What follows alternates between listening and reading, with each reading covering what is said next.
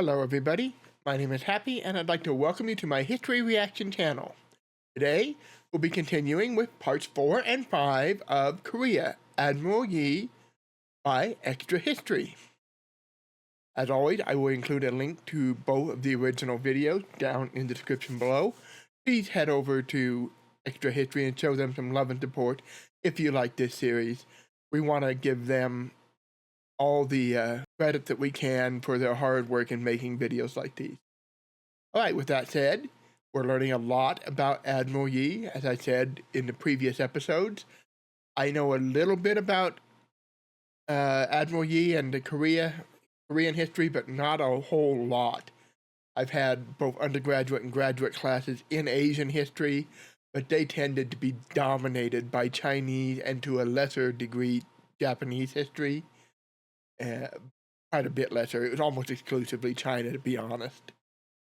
We touched on some of the other areas, but just briefly. So I'm really interested in learning more about a lot of the Asian countries. Philippines, Japan, Korea, Thailand, Myanmar, all of those that are not spoken of as much. Vietnam, Laos, Cambodia, all of those. And if I left out your country, I'm sorry, there's a lot of you guys over there. I want to learn about it all. So let's continue with this, and let's just see where this is taking us.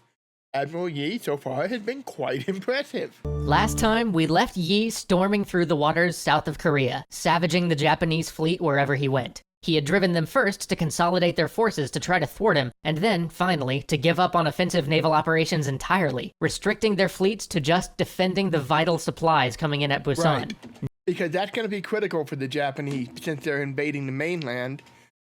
They're going to need to have a supply line, and yeah, if you've got a superior navy wreaking havoc with the seaways, you're in trouble. Now it was in this last harbor that Yi would attack them. In the 2 months since the Battle of Angulpo, Yi had trained his men, reinforced his fleet, and tried to rationalize the structure of Korean naval command. Now, on September 1st, 1592, he was ready to take on the combined Japanese armada at Busan. His fleet of 166 ships set out to destroy the nearly 500 Japanese ships awaiting them in Busan Bay. He caught a few stragglers along the way, but the Japanese had finally learned from their past encounters with him. They were holed up in the harbor now, and while Yi's ships were able to fire into the harbor from outside Japanese cannon range, he couldn't find an opening to get close enough to achieve the type of complete victory he craved. As long as the Japanese were in that harbor, they were protected by the surrounding troops and cannon on the shore. Right. By the end of the day, Yi's fleet had destroyed 130 ships, and the Japanese hadn't sunk a single vessel, but the Japanese forces still held the all-important harbor of Busan. Yi had not been able to break their last line of supply. Now they'd be able to re-entrench and reinforce the harbor. As winter set in and the campaign season slowed down, the situation on the ground changed as well. An army from China had finally arrived in the north, and by January they had driven the Japanese out of Myeongnyang. All over the country, Yeah, I was wondering about that, because I knew the Chinese came in at some point, I just wasn't sure when. I mentioned that in one of the earlier videos. I believe somewhere around 40,000, that's the number that comes to my mind anyway. Chinese soldiers show up to help, but I wasn't sure at what point. Japanese started to fall back, unable to sustain their lengthy lines of supply due to Yi's bottling up of their navy. By April, Seoul was retaken as well, and Busan served as the last great Japanese stronghold, anchoring their control on southern Korea. By August, Yi was promoted to Supreme Commander of the Korean Army and moved his base to the island of Hansando, where he had previously used his crane wing formation to crush the Japanese offensive fleet. That crane wing formation kind of reminds me a little bit of the bullhorn formation that the Zulu under Shaka use, where you put your strong units, which the Zulu called the chest, and then you had the bolt horns coming around the flank. It's kind of the same kind of a maneuver. In Yi's case, he's got his turtle ships as well to serve as a that centerpiece that keeps the enemy kind of pinned so that the wings can come around. Again and again, Yi petitioned the court for Marines so that he could resume naval operations, because his fleet couldn't attack the Japanese so long as they stayed defended under their shore guns, and without Marines, he couldn't dislodge the shore batteries in order to follow up with the naval attack. But the Korean army was still in disarray at this point. Some of the most significant military gains on land were actually being made by guerrilla forces and the righteous armies of Buddhist monks. And what little of the regular army there was not already deployed on the main offensive with the Chinese was simply not up to the task Yi needed. And so his fleet sat, patrolled the waters, and kept the Japanese from breaking out of Busan. They would not get to engage in another major battle for some time. So instead, Yi focused on turning his island base into a production center. With the country ravaged by war and most of the working-age men conscripted into the army or the navy, the central government couldn't provide Yi's forces with the food, lumber, or weapons he needed to keep his men fed and his fleet in top shape. So he invited refugees to come to his island. He would protect them if they would work the land. At first they were just producing grain, but soon they were harvesting salt and timber. Then the production facility... Yeah, salt is essential. Because this is the days before refrigeration, that's how you preserve your food. These grew to handle boat building and uniform manufacturing. Soon there was a full-fledged R&D wing on the island, and great forges to produce goods of iron. The first truly successful Korean muskets were forged here by Yi's research team. But as Yi was making his navy self-sufficient, the land war in Korea slowly ground to a stalemate, and peace talks began. The talks wore on for 3.5 years, until in September 1596, negotiations broke down and Hideyoshi prepared a second invading force of 141,500 men to head to the shores of Korea. As this new invasion force was setting sail, the Korean court received a letter from one of the Japanese commanders, in which he appeared to be selling out one of his counterparts, telling the Koreans exactly where his hated rival's fleet would be sailing, and suggesting that if only Admiral Yi Sun-sin would sail there, he could wipe them out and do everybody a favor. I do not know about this, but it sounds to me like a trap. Now, Admiral Yi heard this and laughed. Yeah, nice try. He refused the order to sail his fleet into an obvious Japanese trap. But Yi's childhood friend, Ryu Sung-young, had enemies in court, and when they heard of Yi's refusal to follow orders, they seized on this opportunity and had Yi tried for treason. Ryu could do nothing to save him. Yi was ordered to return to Seoul for his punishment. His replacement as head of the navy would be Won Kyun. This was the guy who'd sat and done nothing when the Japanese ships first invaded, and then promptly scuttled his own fleet. A fleet 4 times as large as the one Yi had been using to inflict such heavy losses on their enemies. Yi was nearly sentenced to death for his insubordination, but there were still those in court who saw his value, and though they couldn't save him entirely, they did save his life. He was once more reduced to the rank of a common soldier and sent off to fight with one of the armies. Yeah, I said this in the earlier videos. One of the things I know about Yi is he has a very yo-yo career. But not long after he arrived at the army, the Japanese tried the same trick again. They sent the court a letter, this time informing them of a large transport fleet that was on its way, and saying how easy it would be to pick off these transports if they hurried. Won Kyun was ordered to intercept this juicy target, and he immediately set sail with every ship Yi had built. But when he reached the waters near Busan, he was shocked to find not an unarmed transport convoy, but a massive war fleet of 500 ships. Big surprise. Despite this and the exhaustion his men faced from traveling so quickly, Won Kyun ordered a head-on assault. The winds picked up, and a gale began to form. Won Kyun couldn't keep his fleet together. Soon, some 30 Korean ships were burning, having drifted close enough to the enemy that, for the first time in the war, the Japanese could deploy their preferred form of naval warfare, boarding parties. In a panic, Won Kyun ordered a retreat and... That's kind of like the Romans versus the Carthaginians. The Carthaginians were a naval power, the Romans were a land power. The Romans solved their naval inferiority by turning naval combat into land combat with their corvuses. Those were basically boarding planks that they had on their galleys that they could swing over and drop on the enemy ship so that soldiers could just rush over. Sounds like the Japanese are kind of the same way. The ships may be inferior, but if they can get soldiers on board, you're in big trouble. Fled to the island of Kadokdo, where he ordered his men off the ships to resupply. What he hadn't realized was that this island was under Japanese control. As his men searched for fresh water, they were set upon by the Japanese island garrison and slaughtered. Those who escaped fled back to the ships without any of the supplies they desperately needed. Then the fleet just sat there, deflated and listless. Commanders asked for orders, but Wonkyun had none. Though Busan itself was not far away, he didn't even send out scouts or reposition his fleet. Then, on the night of July 15th, guided by a full moon, the Japanese struck. Wonkyun's forces were in a disadvantageous position. His men were fatigued from lack of supply and demoralized by their loss and the days of waiting.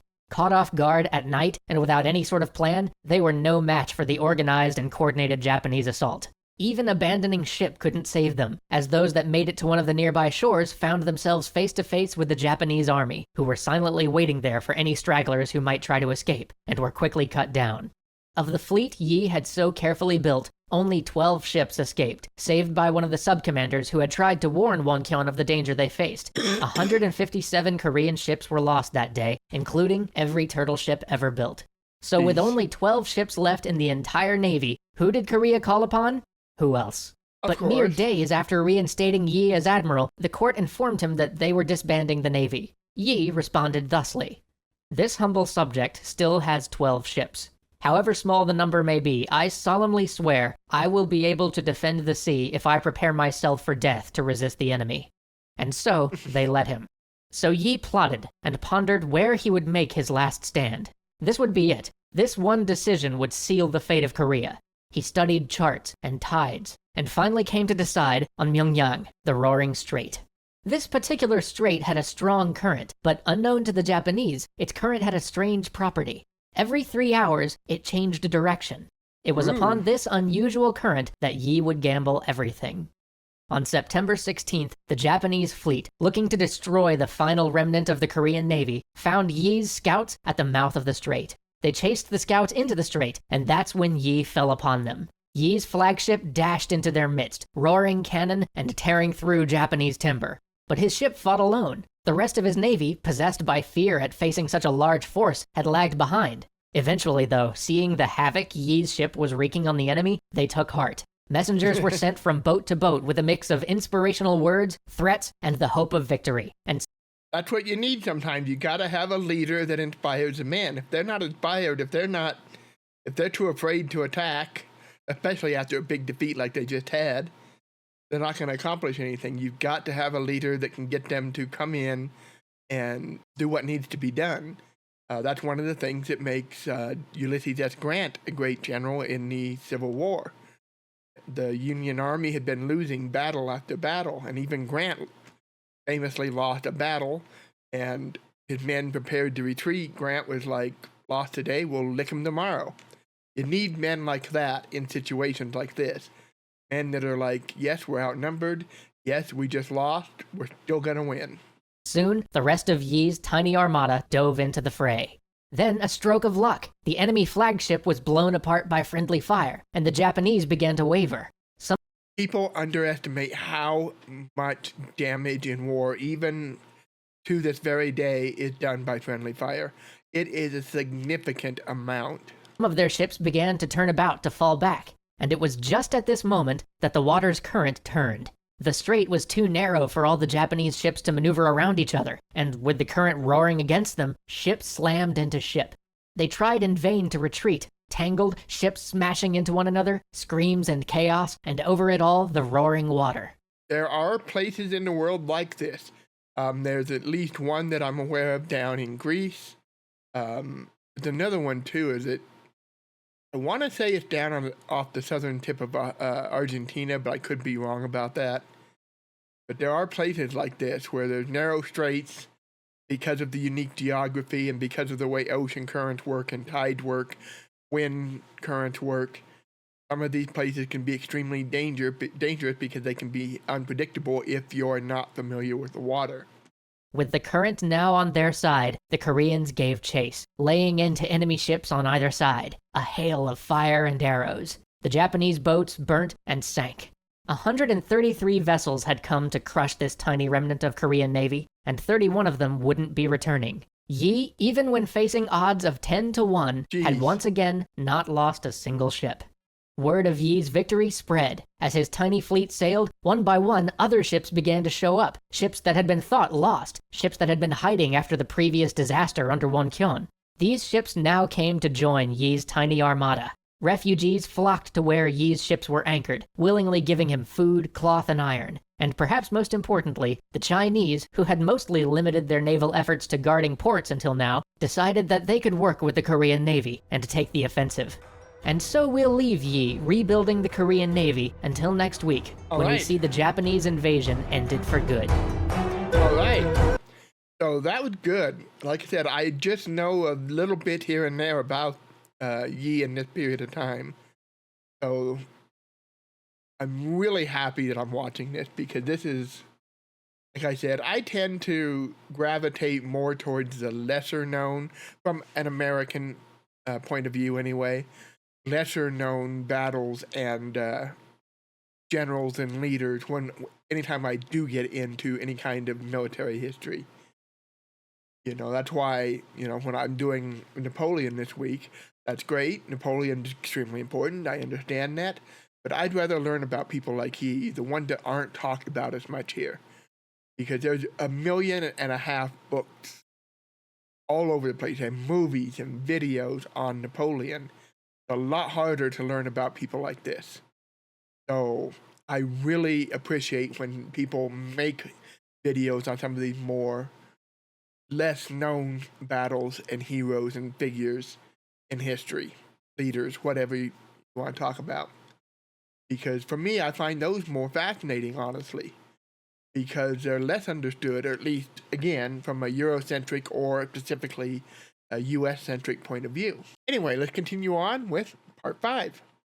I want to know how this ends. Be right back. All right, we are back, so let's just continue with the final part, part 5. Here we go. When we left off, Yi had crushed the Japanese at the Battle of Myeongnyang and was busy rebuilding the Korean Navy after their disastrous losses while he was being falsely accused. Now, just as he's beginning to coordinate with the Chinese Navy on how to prosecute the war, something major happens. Maybe the one event that can truly change the course of this war. Hideyoshi dies.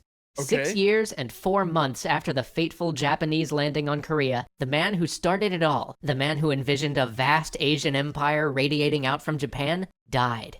This was a sea change. Hideyoshi had been holding the Japanese in Korea by sheer force of will. As soon as he died, the council of men who ran Japan in his stead all looked at one another and said, "Does anyone here actually want to keep fighting Korea? Okay, show of hands, who wants to stay in Korea? Nobody? All right then."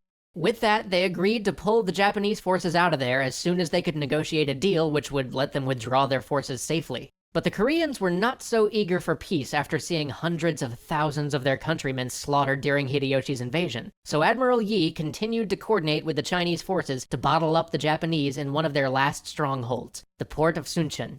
The Chinese army closed around the city on land, and the Korean and Chinese navies blockaded the port.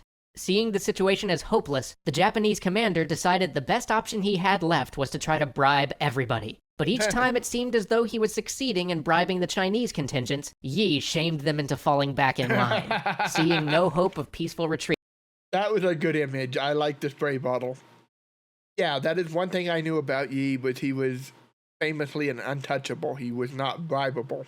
The Japanese commander had one last plan. He dispatched a messenger boat to slip through the Chinese lines and tell the other major Japanese garrison to deploy all their ships and rendezvous with him as they tried to break their way through the Chinese and Korean blockade. But Yi got word of this plan and knew that he must prepare. The next night, November 15th, 1598, long after the sun had fallen below the horizon and the water had faded from blue to deep black, Yi told his forces to slip away from the blockade. They would try to intercept the reinforcing fleet in the fateful Noryang Strait.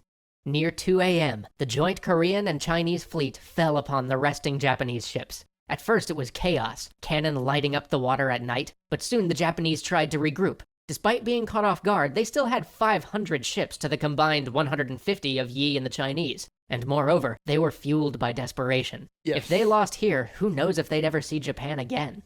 But the Allied forces had two advantages going for them as well. For one, they had once again caught the Japanese in a strait where they could not easily maneuver their massive fleet, and two, even if they could maneuver, many of their ships were transports, which were only useful for boarding and arquebus fire in a fight.